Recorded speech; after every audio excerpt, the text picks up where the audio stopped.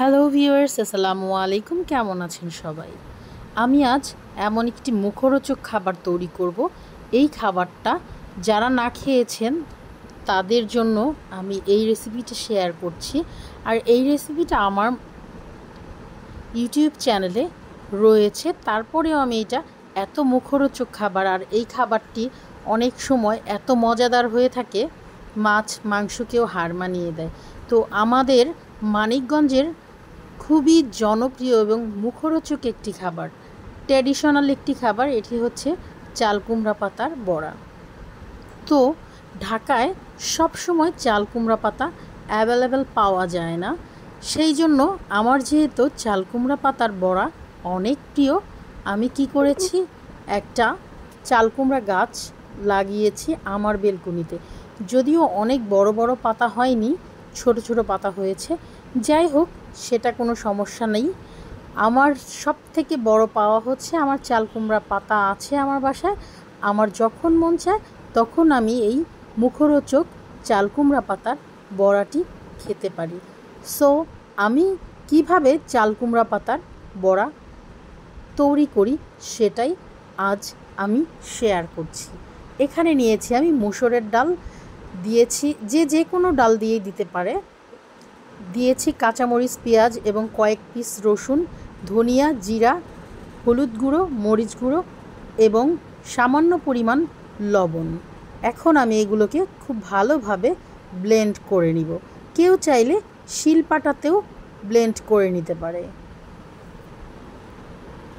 আমার ব্লেন্ডার করা হয়ে গেছে। ঠিক এটাতে পানি দেওয়া যাবে না, ডালে যে পানিটা ভিজিয়ে রাখার পর যে পানিটা থাকে ওটা দিয়েই এই ডালটা খুব ভালোভাবে ব্লেন্ড হয়ে যায়। তো আমি এখন চাল কুমড়া পাতাগুলোকে খুব ভালোভাবে ধুয়ে পরিষ্কার করে নিয়েছি।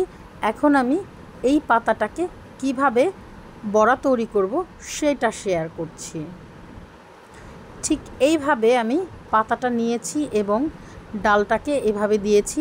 আর এই চাল কুমড়া পাতার বড়া এটা কিন্তু এতটাই মজাদার, যারা না খেয়েছেন তারা বুঝতে পারবেন না। আর আমার যত ফ্রেন্ড সার্কেল, আত্মীয় আছে যারা মানিকগঞ্জের বাহিরের, তাদের সবাইকে আমি এই বড়াটা খাওয়িয়েছি। তারা সবাই কিন্তু আমার বাসায় আসার আগেই বলবে যে তোমার হাতের এই বড়াটা খাবো, এটা করে দিবা। যদিও সবসময় এই চাল কুমড়া পাতা আমরা পাই না, আগে মানিকগঞ্জ গেলে মানিকগঞ্জ থেকে নিয়ে আসতাম, বাট বাজারে কিন্তু চাল কুমড়া পাতা অ্যাভেলেবেল নয়।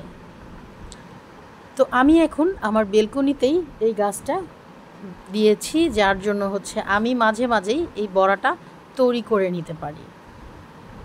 ঠিক এইভাবে ভাজে ভাজে করে বড়াটা বানিয়ে নিতে হবে।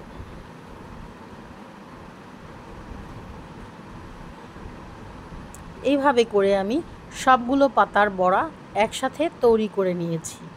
এখন আমি একটা ফ্রাই প্যানে তেল দিয়ে দিব, আর সেই তেলটাকে খুব ভালোভাবে গরম করে একটা একটা বড়াগুলো এখানে আমি ছেড়ে দিব।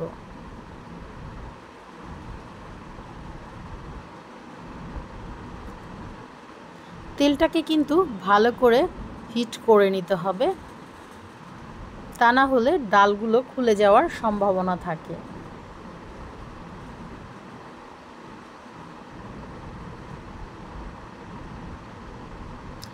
এই চাল কুমড়া পাতার বড়া হলে মনে হয় আর কোনো কিছুর প্রয়োজন হয় না। বিশ্বাস করুন আমার কথা, একবার যারা এটি না করেছেন করে খেয়ে দেখেন।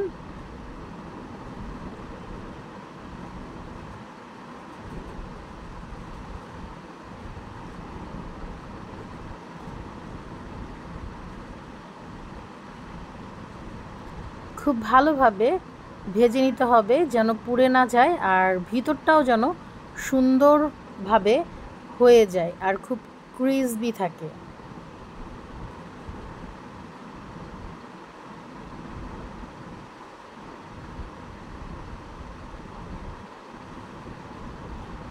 সত্যি কিছু কিছু খাবার এতটাই মুখরোচক হয়ে থাকে যে মাছ মাংসের স্বাদটাকেও হার মানিয়ে দেয়। এই খাবারটাও তার ব্যতিক্রম নয়।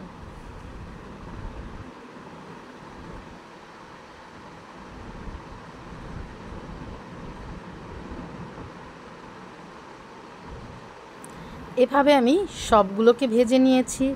সবাই ভালো থাকবেন। আল্লাহ